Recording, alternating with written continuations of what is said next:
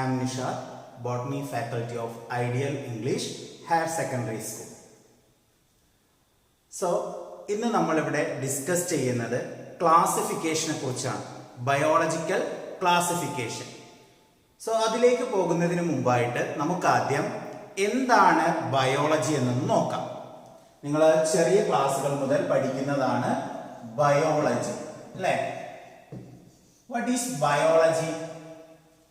Study of life or study of living organism.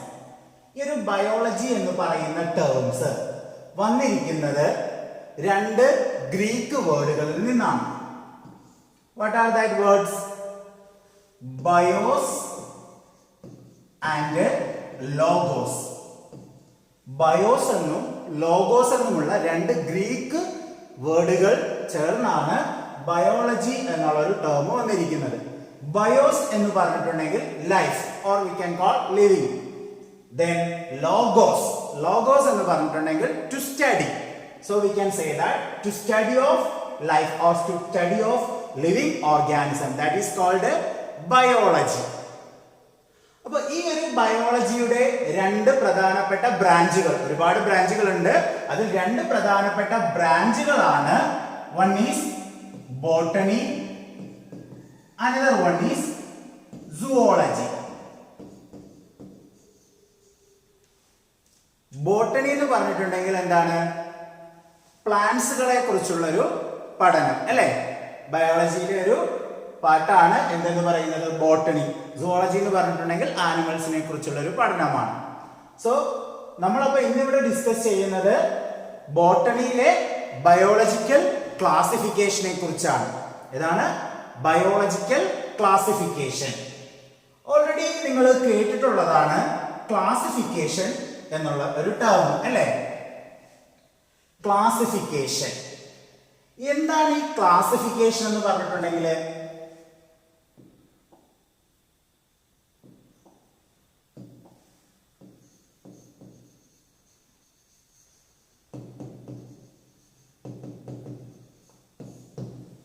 classification,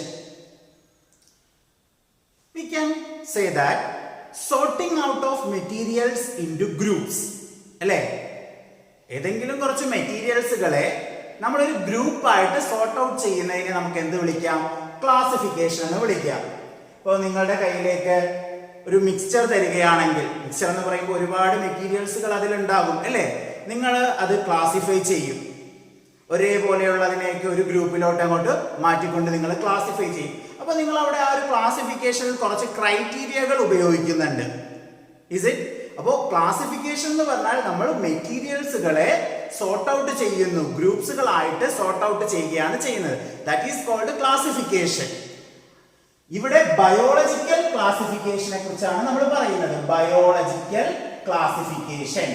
ഈ biological classification എന്ന് പറഞ്ഞിട്ടുണ്ടെങ്കിൽ same method തന്നെയാണ്. നമ്മൾ മെറ്റീരിയൽസുകളെ ഗ്രൂപ്പ്സുകളായിട്ട് എന്ത് ചെയ്യുന്നു? സോർട്ട് ഔട്ട് ചെയ്യുന്നു. അതിന്റെ സിമിലാരിറ്റിയും ഡിസിമിലാരിറ്റിയും അനുസരിച്ചുകൊണ്ട്.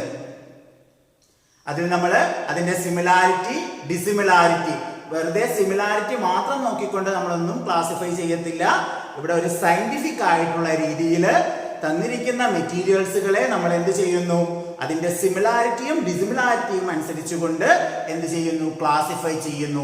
That is called biological classification.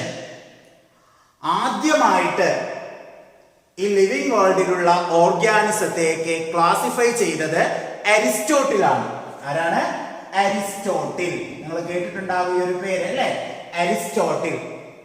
ഇദ്ദേഹത്തെ ഫാദർ ഓഫ് ബയോളജി എന്ന് അറിയപ്പെടുന്നുണ്ട്.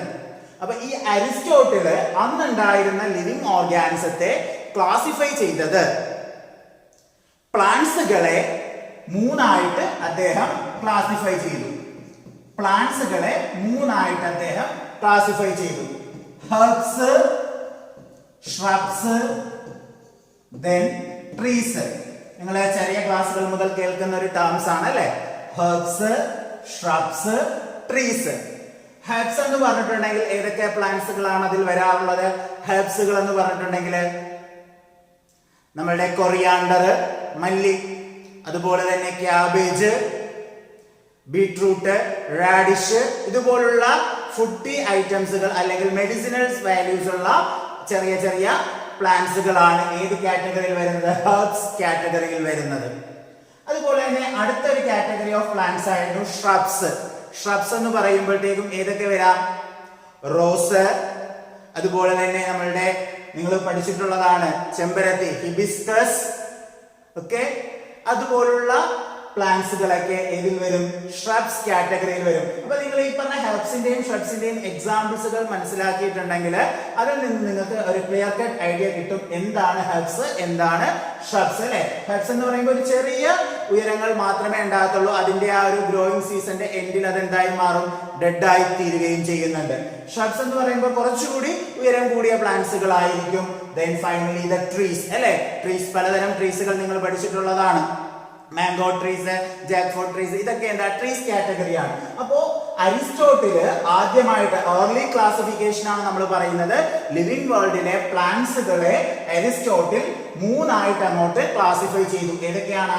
Herbs, shrubs, trees. ഇനി അതോടൊപ്പം തന്നെ അദ്ദേഹം ആനിമൽസിനെ, ലിവിംഗ് വേൾഡിലെ ആനിമൽസിനെ രണ്ടായിട്ട് കാറ്റഗറൈസ് ചെയ്തു. ഏതൊക്കെയാണ്? നോൺ റെഡ് ബ്ലഡഡ് ആനിമൽസ്, എന്നും റെഡ് ബ്ലഡഡ് ആനിമൽസ് എന്നും. ഏതൊക്കെയാണ്? നോൺ റെഡ് ബ്ലഡഡ് ആനിമൽസ് എന്നും റെഡ് ബ്ലഡഡ് ആനിമൽസ് എന്നും. നോൺ റെഡ് ബ്ലഡഡ് ആനിമൽസ് എന്ന് പറയുമ്പോൾ നമ്മുടെ ഇൻസെക്ട് ഒക്കെ വരുന്ന ഒരു കാറ്റഗറിയാണ്. റെഡ് ബ്ലഡഡ് ആനിമൽസ് എന്നൊക്കെ പറയുമ്പോൾ ഏതൊക്കെ വരാം? ഫിഷസ്, അതായത് ഫിഷിന്റെ കാറ്റഗറി ഉണ്ട്, അതുപോലെ മാമൽസ്, അങ്ങനെ ഒരുപാട് കാറ്റഗറീസ് അതിൽ വരുന്നുണ്ട്. അപ്പൊ ഈ രീതിയിലായിരുന്നു ആദ്യമായിട്ട് ക്ലാസിഫിക്കേഷൻ നടത്തിയത്. എന്തിനെ കുറിച്ചുള്ള? നമ്മുടെ ലിവിംഗ് വേൾഡിലുള്ള പ്ലാന്റ്സുകളെയും ആനിമൽസിനെയും അരിസ്റ്റോട്ടില് ക്ലാസിഫൈ ചെയ്തത്. അപ്പൊ ഈ ഒരു ക്ലാസിഫിക്കേഷനിൽ അദ്ദേഹം സിമിലാരിറ്റിയുടെയും ഡിസിമിലാരിറ്റിയുടെയും ഒക്കെ അടിസ്ഥാനത്തിൽ തന്നെയായിരുന്നു ക്ലാസിഫൈ ചെയ്തിരുന്നത്. എന്നിരുന്നാലും ഒരുപാട് ഡ്രോബാക്സുകൾ അല്ലെങ്കിൽ ഒരുപാട് ലിമിറ്റേഷൻസുകൾ എന്തിൽ കണ്ടെത്തിയിരുന്നു? ഇത്തരത്തിലുള്ള ക്ലാസിഫിക്കേഷനിൽ കണ്ടെത്തിയിരുന്നു. Is it clear? അപ്പൊ നമ്മൾ പറഞ്ഞത് ബയോളജിക്കൽ ക്ലാസിഫിക്കേഷൻ എന്താണെന്നും ഒരു ഏർലി സിസ്റ്റം ക്ലാസിഫിക്കേഷനെ കുറിച്ചുമാണ് ഇപ്പൊ പറഞ്ഞിരിക്കുന്നത്. ഓക്കെ, സോ നമ്മൾ നെക്സ്റ്റ് ഡിസ്കസ് ചെയ്യാൻ പോകുന്നത് ലിനേയസ് ക്ലാസിഫിക്കേഷനെ കുറിച്ചാണ്. ലിനേയസ് ക്ലാസിഫിക്കേഷൻ നിങ്ങൾ ചെറിയ ക്ലാസ്സുകളിൽ പഠിച്ചിട്ടുള്ളതാണ്. ലിനേയസ് ക്ലാസിഫിക്കേഷൻ ഇദ്ദേഹം പ്രപ്പോസ് ചെയ്ത ക്ലാസിഫിക്കേഷൻ ആണ് ടു കിങ്ഡം ക്ലാസിഫിക്കേഷൻ. ഏതാണ്? Two kingdom classification. അപ്പോൾ ലിവിംഗ് വേൾഡിനെ അദ്ദേഹം രണ്ട് കിങ്ഡംസ് ആയിട്ട് അങ്ങോട്ട് ഡിവൈഡ് ചെയ്തു. One is plant, kingdom plant അല്ലെങ്കിൽ പ്ലാന്റ് കിങ്ഡം. മറ്റൊന്ന് ഏതാണ്? ആനിമേലിയ കിങ്ഡം, ആനിമേലിയ അല്ലെങ്കിൽ ആനിമൽ കിങ്ഡം. ഇങ്ങനെ രണ്ടായിട്ട് അദ്ദേഹം ഡിവൈഡ് ചെയ്തു. എന്നാൽ ഈ ഒരു ക്ലാസിഫിക്കേഷനിൽ അദ്ദേഹം ചില കാര്യങ്ങൾ കൺസിഡർ ചെയ്തിരുന്നില്ല. അതുകൊണ്ട് തന്നെ ഈ ഒരു ക്ലാസിഫിക്കേഷൻ നമുക്ക് ഇൻവാലിഡ് ആണെന്ന് തന്നെ പറയാം. കാരണം ചില ഫീച്ചറുകൾ, ഏതൊക്കെയാണ് ആ ഫീച്ചറുകൾ എന്ന് പറയുന്നുണ്ട്. ഇതിൽ അതിന്റെ സെൽ സ്ട്രക്ചറുകളെ കുറിച്ചോ, അതിന്റെ മോഡ് ഓഫ് ന്യൂട്രീഷനെ കുറിച്ചോ, അതിന്റെ റീപ്രൊഡക്ഷൻ സ്ട്രാറ്റജിയെ കുറിച്ചോ, അങ്ങനെയുള്ള കുറച്ച് കാര്യങ്ങൾ, നേച്ചർ ഓഫ് സെൽ വോള്, അതിനെ കുറിച്ചൊന്നും എവിടെ ഡിസ്കസ് ചെയ്തിരുന്നില്ല? ഈ ഒരു ക്ലാസിഫിക്കേഷനിൽ ഡിസ്കസ് ചെയ്തിരുന്നില്ല. അല്ലെങ്കിൽ ഈ ഒരു ക്ലാസിഫിക്കേഷനിൽ അത്തരം ഫീച്ചറുകളെ കൺസിഡർ ചെയ്യാതെയാണ് ലിനേയസ് ലിവിംഗ് വേൾഡിനെ രണ്ടായിട്ട് ഡിവൈഡ് ചെയ്തത്. പ്ലാന്റ് കിങ്ഡം എന്നും ആനിമൽ കിങ്ഡം എന്നും. പ്ലാന്റ് കിങ്ഡം എന്ന് പറയുമ്പോൾ തന്നെ നമുക്കറിയാം പ്ലാന്റ്സുകളാണ് അല്ലെ. അപ്പൊ പ്ലാന്റ്സുകൾ എന്ന് പറയുമ്പോൾ നമ്മുടെ മനസ്സിലേക്ക് ഓടിയെത്തുന്നത് ഗ്രീൻ പ്ലാന്റ്സുകൾ, ഓട്ടോട്രോഫിക് പ്ലാന്റ്സുകൾ എന്നൊക്കെയുള്ള ഒരു അർത്ഥമാണ് നമുക്ക് എത്തുന്നത്. എന്നാൽ നമ്മൾ ഈ ഒരു കിങ്ഡം പ്ലാന്റയിൽ തന്നെ ഇദ്ദേഹം ഫംഗസുകളെ കൂടി ഇൻവോൾവ് ചെയ്തിരുന്നു. എന്നാൽ ഫംഗസുകൾ എന്ന് പറഞ്ഞിട്ടുണ്ടെങ്കിൽ അവരൊരിക്കലും എന്തല്ല? ഓട്ടോട്രോപ്സുകളല്ല.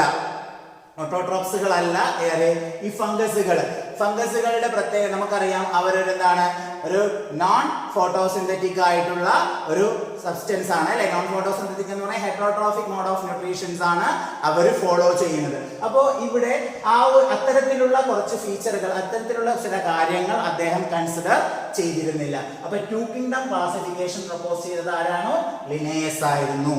കെറോളസ് ലിനേയസ് അല്ലെങ്കിൽ നമുക്ക് ലിനേയസ് ക്ലാസിഫിക്കേഷൻ എന്ന് പറയാം.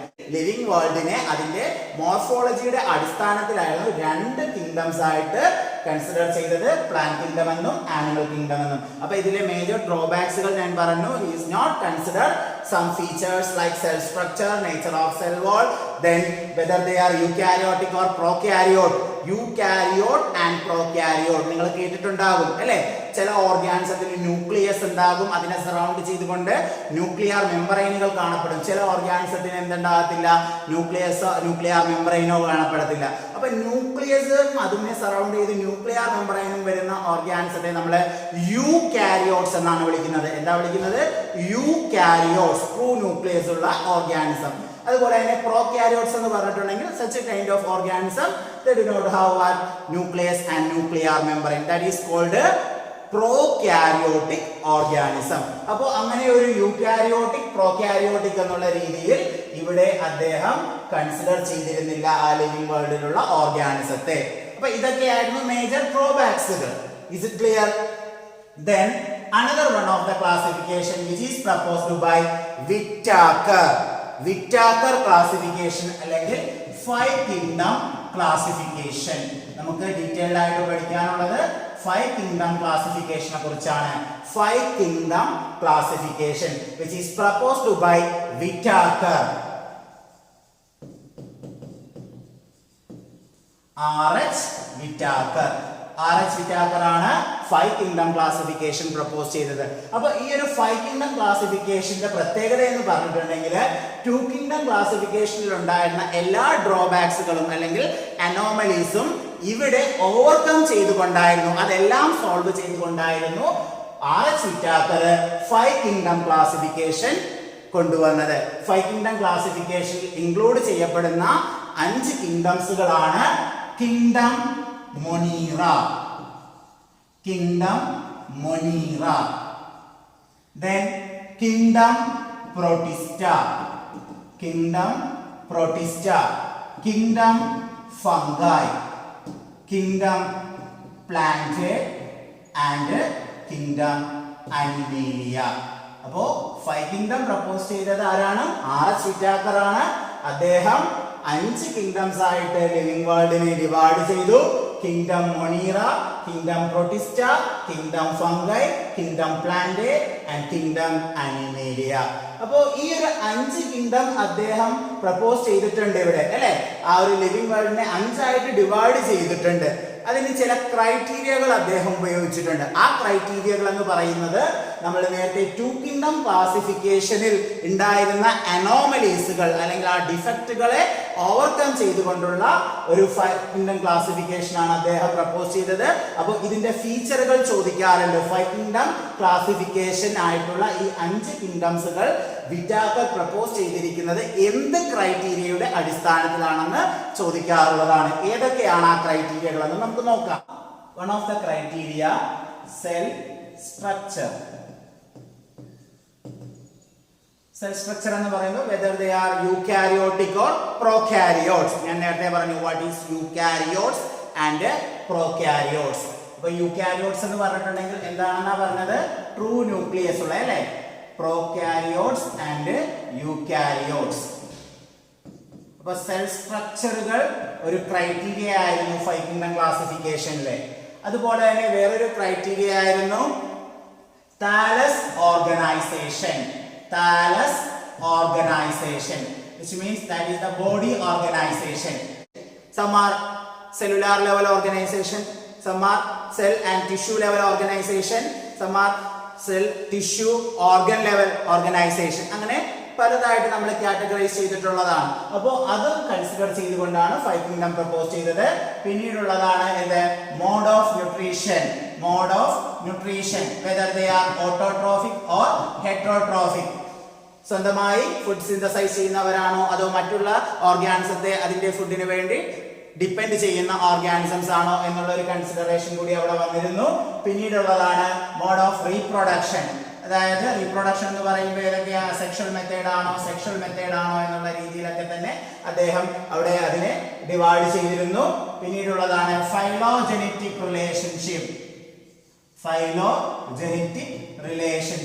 ഫൈലോജനറ്റിക് റിലേഷൻഷിപ്പ് എന്ന് പറഞ്ഞിട്ടുണ്ടെങ്കിൽ എവല്യൂഷണറി റിലേഷൻഷിപ്പ്. ഇപ്പോൾ 2 ഓർഗാനിസം തമ്മിൽ എന്തെങ്കിലും തരത്തിലുള്ള എവല്യൂഷണറി റിലേഷൻഷിപ്പ് ഉണ്ടോ എന്നുള്ള ഒരു പോയിന്റിൽ കൂടി അദ്ദേഹം അതുകൂടി കൺസിഡർ ചെയ്തുകൊണ്ടാണ് ഇവിടെ 5 കിങ്ഡം ക്ലാസിഫിക്കേഷൻ പ്രപ്പോസ് ചെയ്തിരിക്കുന്നത്. അപ്പോൾ 5 കിങ്ഡം ക്ലാസിഫിക്കേഷന്റെ ക്രൈറ്റീരിയകൾ അല്ലെങ്കിൽ ഫീച്ചറുകൾ എന്തൊക്കെയാണ്?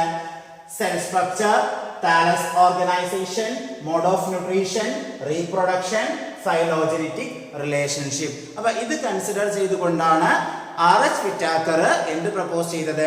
5 കിങ്ഡം ക്ലാസിഫിക്കേഷൻ പ്രപ്പോസ് ചെയ്തിരിക്കുന്നത്. നമുക്ക് ഡീറ്റെയിൽഡ് ആയിട്ട് പഠിക്കാനുള്ളത് ഇതിനെ കുറിച്ചാണ്, ഈ പറയുന്ന 5 കിങ്ഡം ക്ലാസിഫിക്കേഷനെ കുറിച്ചാണ്. Is it clear? So first here we are discussing about the kingdom Monera.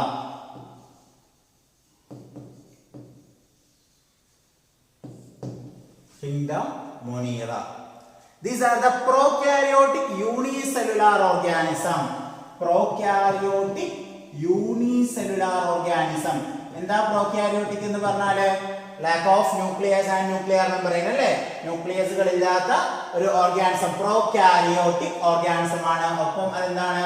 Unicellular ആണ്. യൂണിസെല്ലുലാർ എന്ന് പറഞ്ഞാൽ സിംഗിൾ സെൽഡ് ആയിട്ടുള്ള ഒരു ന്യൂക്ലിയസ് ഇല്ലാത്ത ഓർഗാനിസംസ് ആണ് ഏതിൽ വരുന്നത്? കിങ്ഡം മൊണീറയിൽ വരുന്നത്. 3 ടൈപ്പ് ഓർഗാനിസംസ് ആണ് കിങ്ഡം മൊണീറയിൽ വരുന്നത്. ഏതൊക്കെയാണെന്ന് നമുക്ക് നോക്കാം.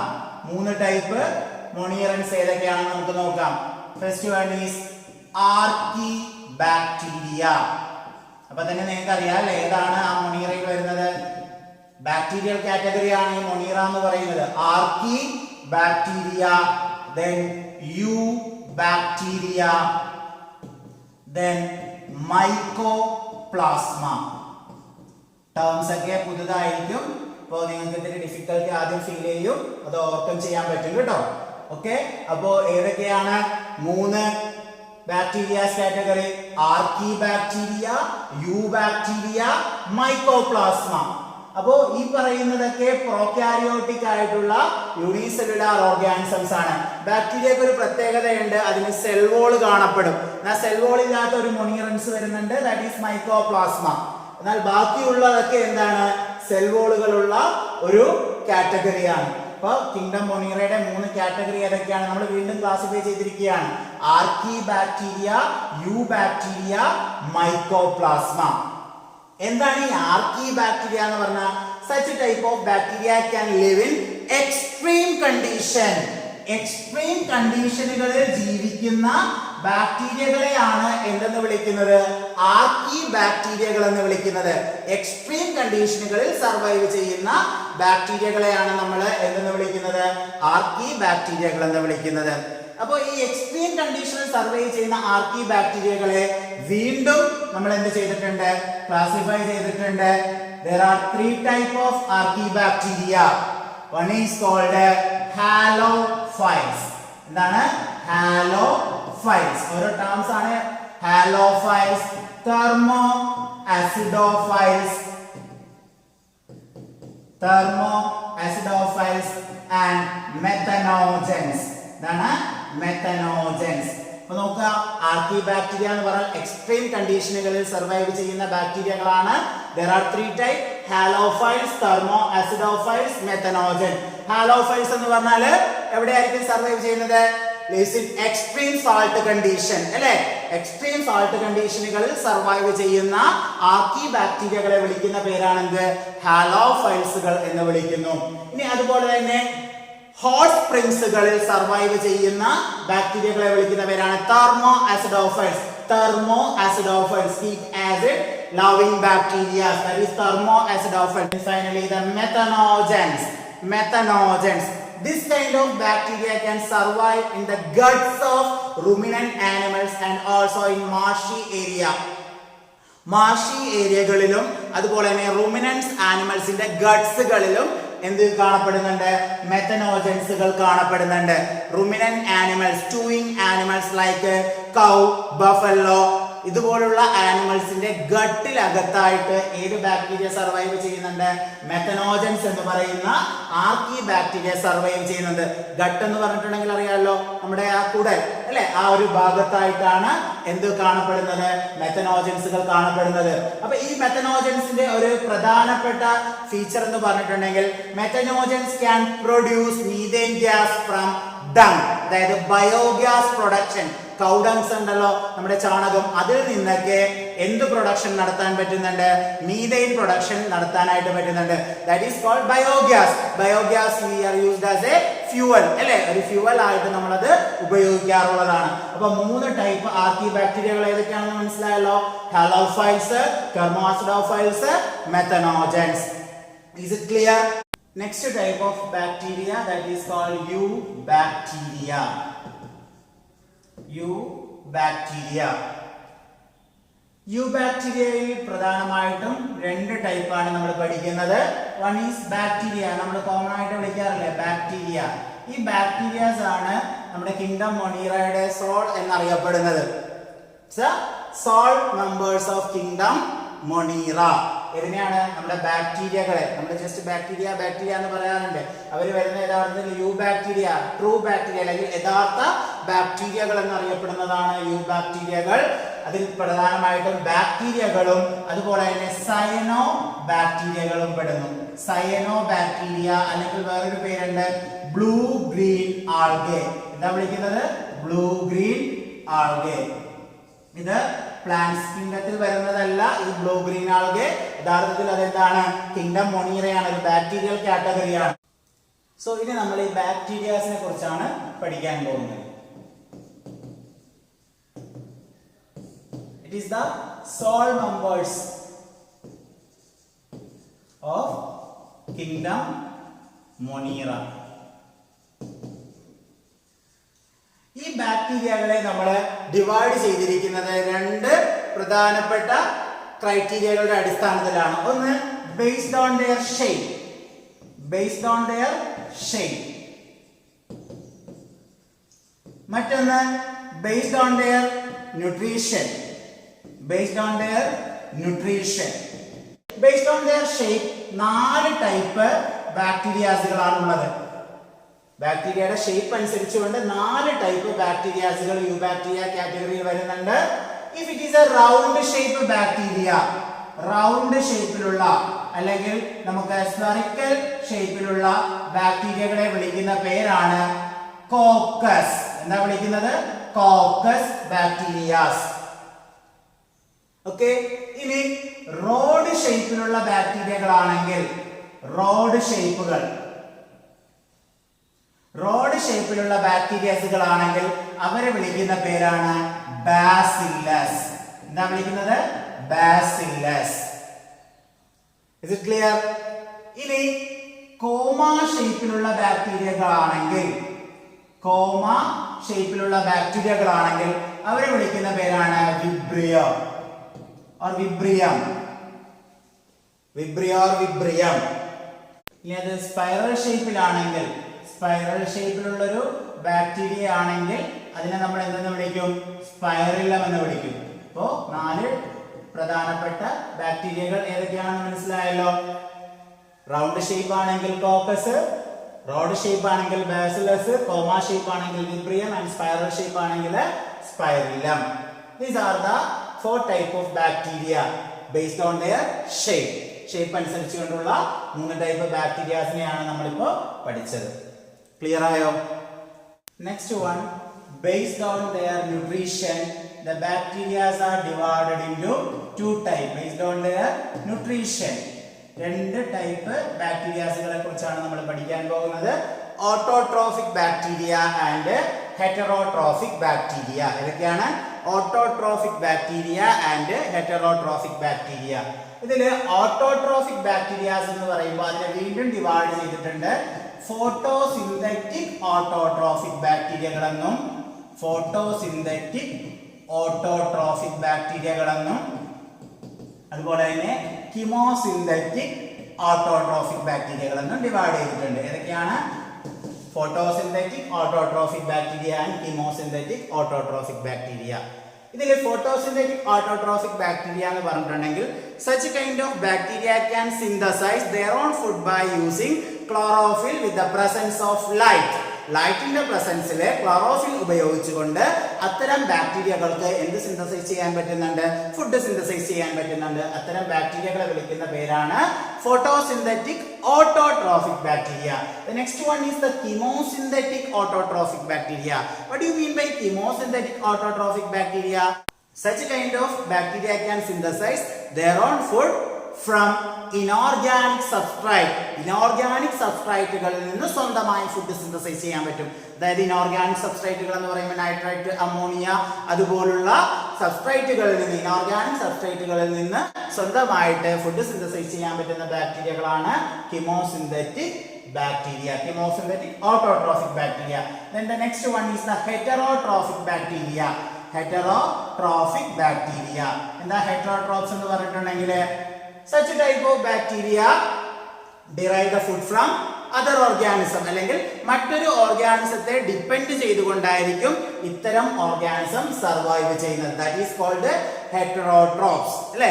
അപ്പോൾ based on the nutrition, autotrophic, heterotrophic, based on their shape, bacillus, coccus, vibrio and spirillum. These are the different type of bacteria. Clear?